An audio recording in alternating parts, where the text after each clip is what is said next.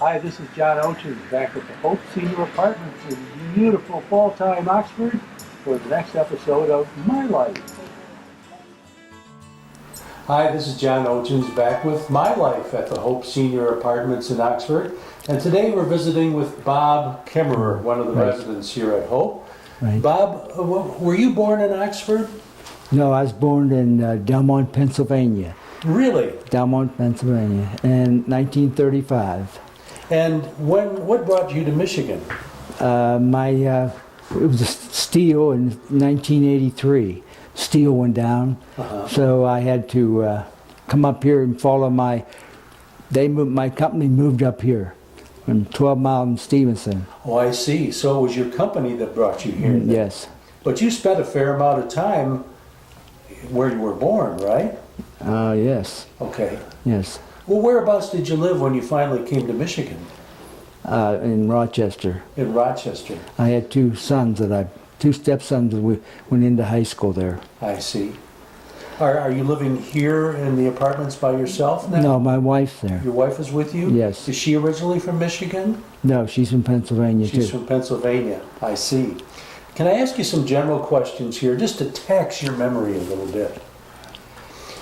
How did your parents raise you in comparison to the way that kids are raised today?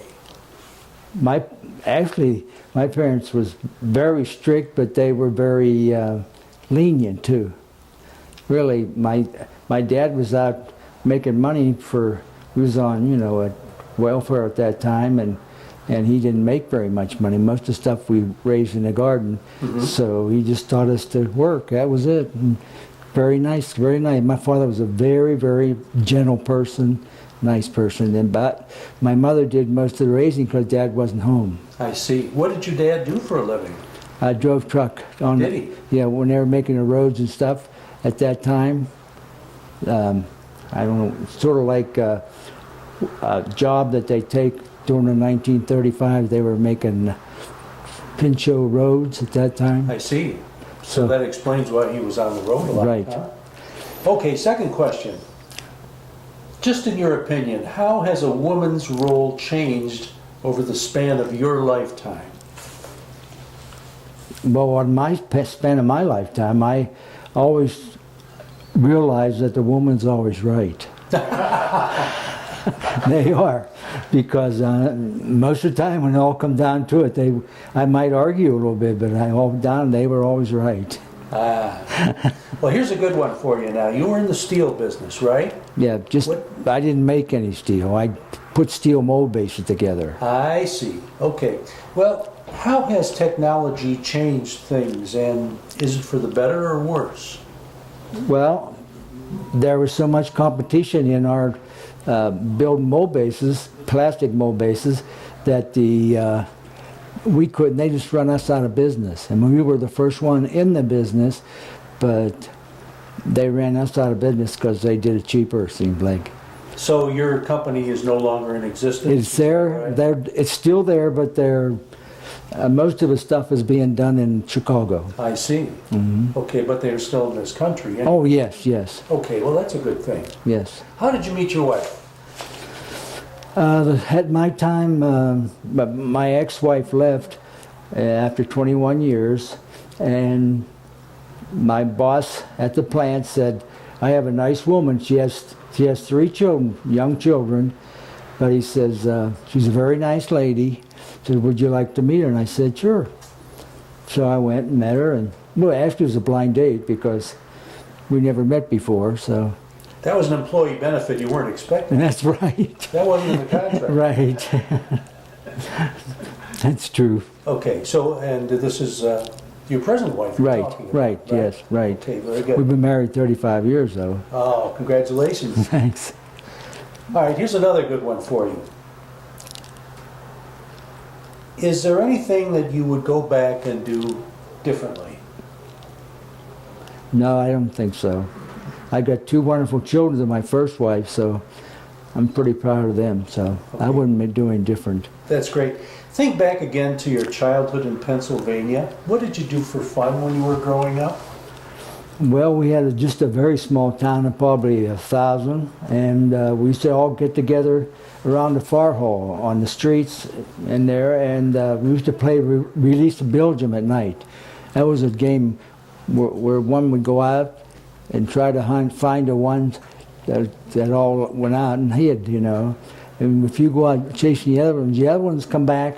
If I got 3 or 4, then the other ones come back and they would call Release of Belgium, and they would go back out. Release of Belgium? Release of Belgium, they called it. My wife is Belgium. I'll have to tell her about that. What was the first movie you ever saw in a theater? Way back then, probably Lone Ranger back in Johnny Mac Brown too. He was some of those serial things. Yes. What was your favorite movie?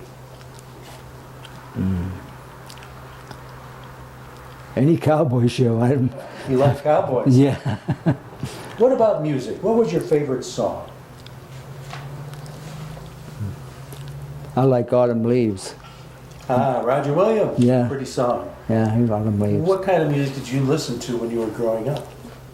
At that time, like rock and roll, probably at that time. It was very early in my, rock and roll, but it was the Elvis Presley days. Yes, right. Ah. Yes. Tell me, what was school like for you in Pennsylvania? School was very hard for me because I had attention deficit. Really? Right, and I had a hard time, couldn't get the stuff, and even my 8th grade teacher told me one time, because I was carrying on in class and not listening, she says, "The hollow barrel makes the most noise." She meant to say that I didn't have much up here. Oh my goodness. Did they really understand what attention deficit was back Never knew back there. They didn't know.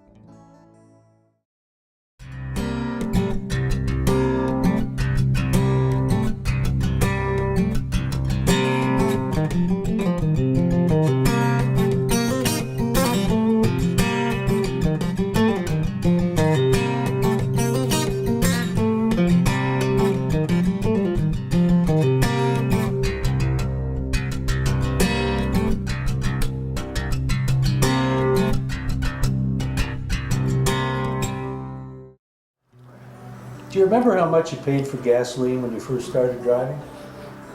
Probably about 20 cents. 20 cents. Wow, you could fill it up for a couple dollars, Yes, eh? it was nice. What kind of car was your first car? It was a 41 Ford. Ah, right. I dechromed it,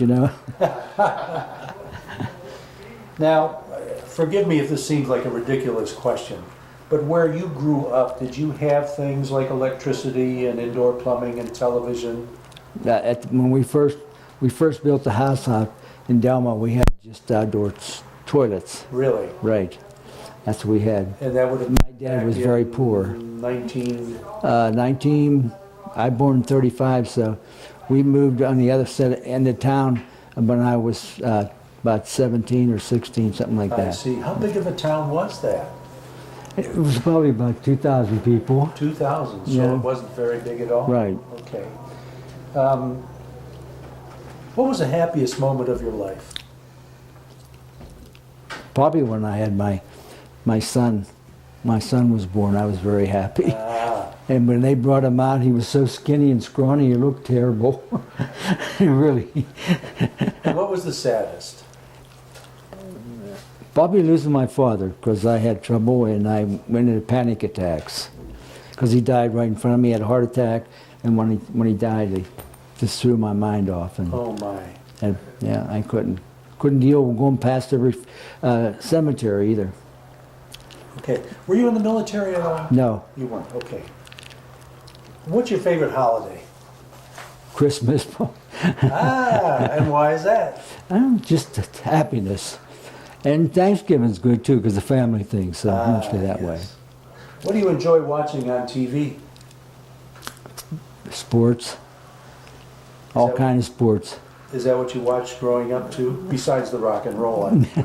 Yeah, I say I did that. Did you play any sports? No, I growing up? didn't, because that attention deficit worked in there because I couldn't pay attention to what I was doing, and the ball would go over my head.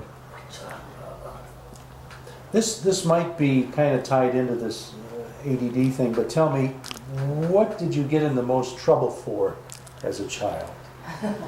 Well, we used to go Sunday rides, and I sat in the back seat right behind my father.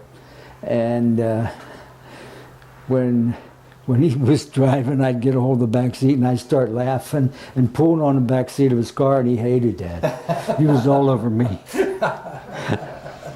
Tell me, what are your hobbies here? Do you have some opportunities to pursue anything?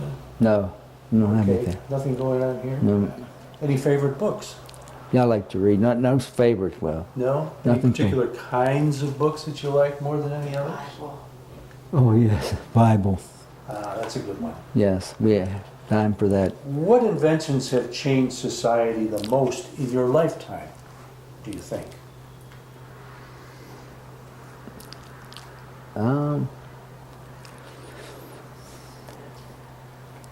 I think the thing that changed me most is when I went to the psychiatrist and he gave me a pill to do my ADHD. There was finally a light at the end of the tunnel. Russ, and that just changed my whole life and changed it. If you had to give a piece of advice to the kids today, what would it be? Listen to your parents. I always say that. I had good parents, both of them, and I always listened to them. Well, thanks for joining us, Bob. I really Okay. appreciate you taking the time. Okay, We'll be right back. thank you.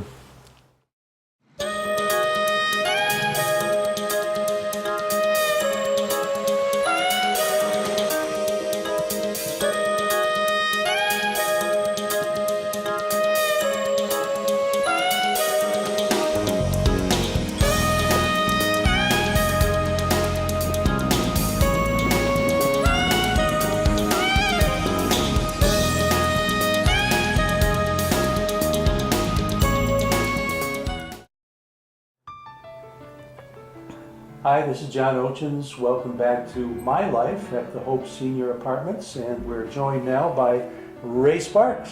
Thanks for joining us, Ray. Ray's going to tell us a little bit about how she grew up and everything. And Ray, my first question to you is, how did your parents raise you in comparison to the way kids are raised today?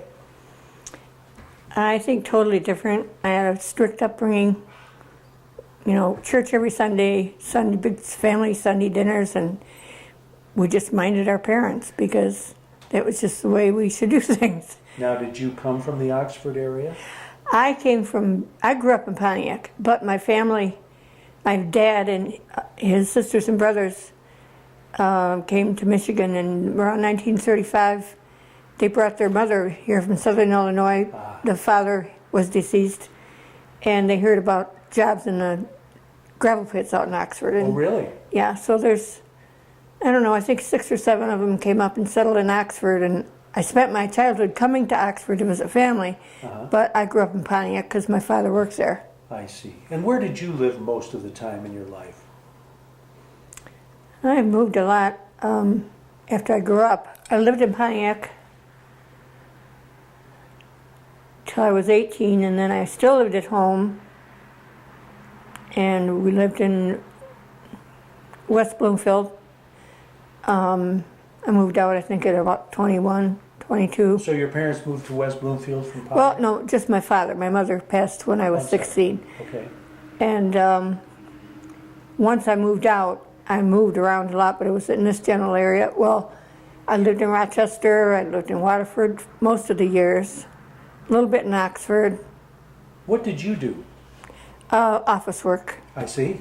I worked a lot of different jobs throughout the years, but the last 20 years was spent at St. Joe's.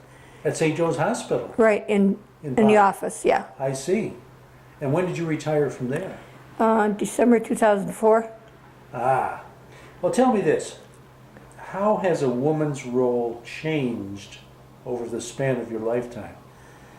Well, from the beginning, my mother just did not work. My dad said once you start having kids, that's your full-time job. So I never experienced a mother that worked out of the home. Mm-hmm. My father worked in a factory in Pontiac, and he worked nights. So basically, she was the one that really kind of was in charge of us, but we just always knew that we minded our dad, even though we only mostly saw him on weekends and in the summertime. I see. But I guess as the years went by and things started getting more expensive, it came to be that started to be more families where mothers and fathers had to work. Plus, there were a lot more instances, and it's just really common today, where there's just one parent in the home. Right.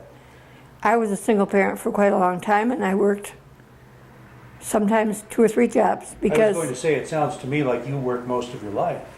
Yeah, I did. Between office work, a little bit of waitressing, a little bit of everything, but I was always resistant to rely on, like, the state, Medicare, Medicaid, I guess. So it just wasn't, I was always a hard worker, so it wasn't a thought of mine to just not work and stay home and let the state take care of me. All right, now put your thinking cap on. Here's a good one. How has technology changed things, and is it for the better or worse? A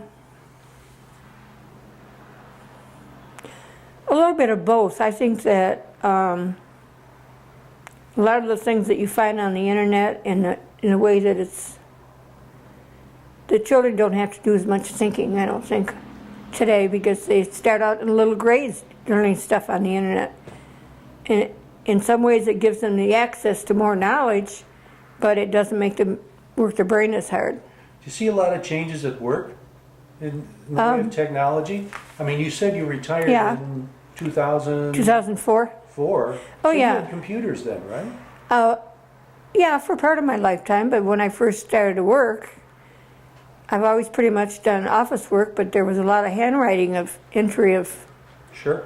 sales and so forth, and then just plain typewriters before it even got into electric typewriters. Typewriters. What's that? Anybody know what a typewriter is?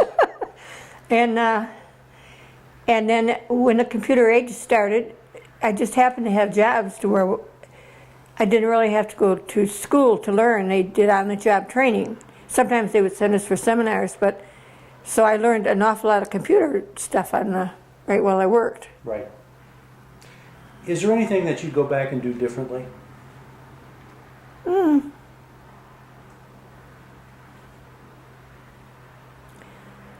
I'm not sure. Nothing I really care to mention. I mean, we all go through our lumps and turn around worlds. We're not born with a book of instructions. So, Ain't that the truth? so you kind of, day to day, you do things the way you think they need to be done. And then when you get to be my age, then you look back and say, well, maybe I should have done that a little bit different, or... Hindsight is always 20. Right. As we retire,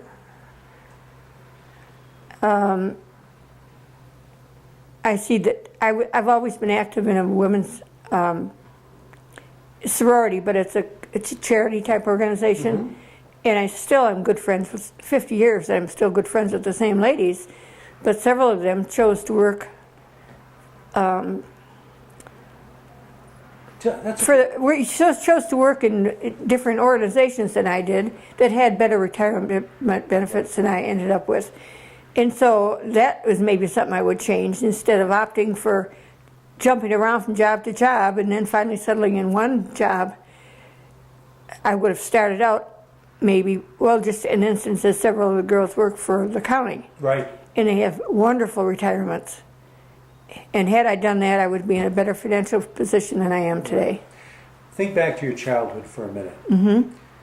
What did you like to do for fun when you were growing up? To play with the kids in the neighborhood, I guess.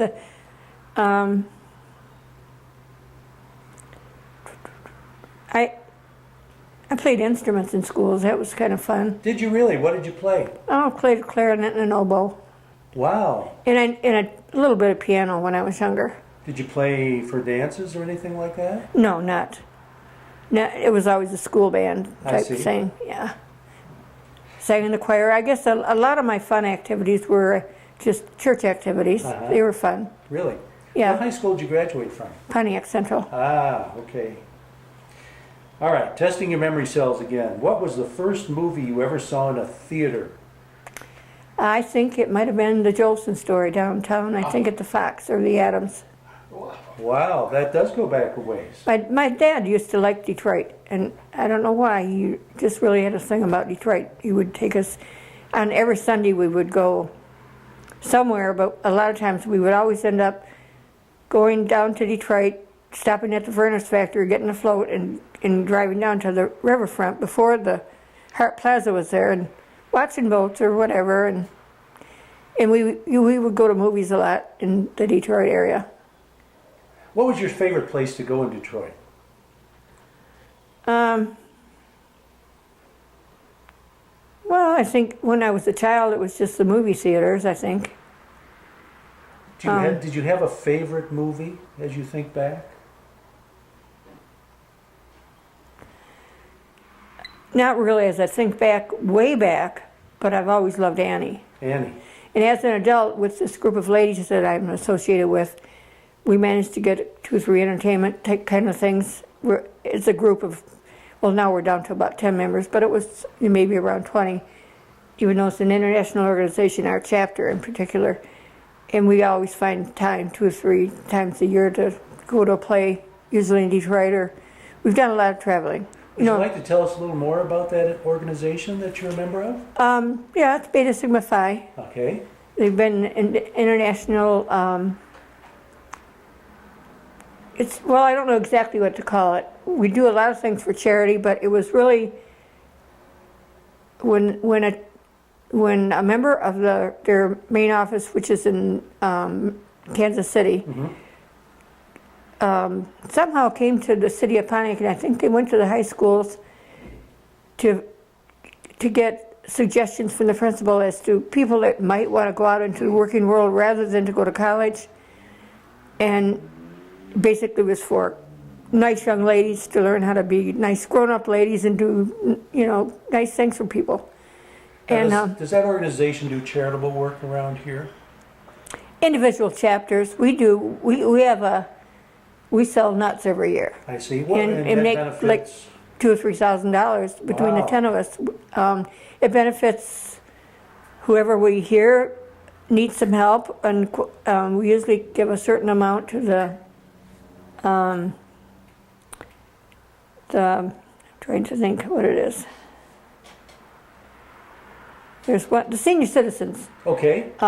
For people that can't afford their medicine or whatever they choose to do with it. We get a family, usually a family, and then also maybe a senior. Having had quite a few members that work for the county, they had a lot of access to knowing who might need some help. So we always do Christmas projects, and we would do more things to make money in younger years, but right. We're really not up to all that anymore. So sounds like you're doing. So one project for the year was just about all we did. Okay. Yeah. All right, testing your memory banks again. What kind of music did you listen to growing up? Classical a lot. My mom loved classical piano. Did she play? No, but it's an interesting thing. My daughter is 42.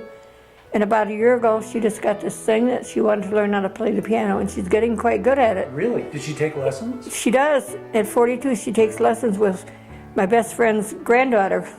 Same place. She's 8 years old. My daughter's in her 40s. But she's getting good. She calls me on the phone and sets the phone down and lets me listen to her practice. What kind of music does she play? Classical and really? And show tunes. And one of her favorite tune is The Entertainer, the song The Entertainer from yeah, when she was a little girl, about 3. Every time that would come on the radio, or she would stop what she was doing and she would dance. She could be in the car and she would stand up and dance. That was before you had to have seatbelts. And so that was one of the first things she wanted to learn how to play. But she's doing quite well. But that's just a hobby. She has a regular full-time job. Did you have a favorite song?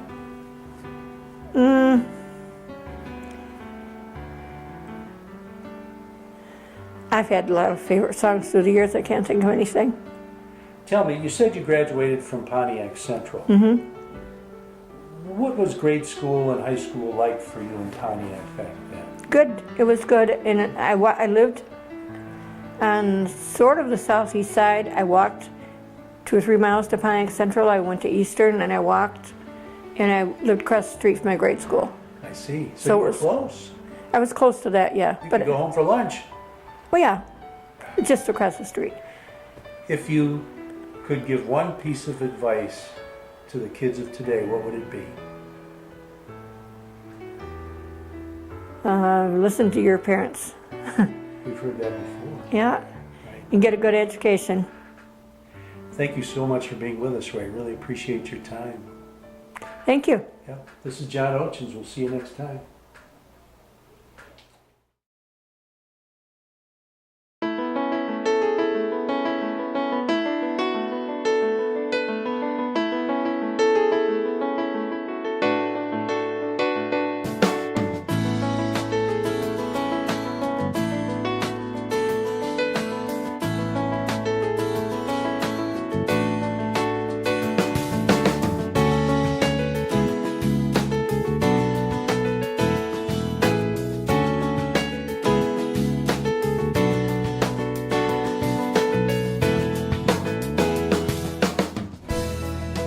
At Oakland County Parks and Recreation, we value what you value: family relationships, community connections, good health, environmental stewardship, and economic stability. Oakland County residents and businesses have invested in preserving nearly 7,000 acres of parkland. Since 1966, 13 parks and golf courses have been acquired, maintained, and improved. Oakland County parks and facilities are made possible by millage funds supported by Oakland County residents.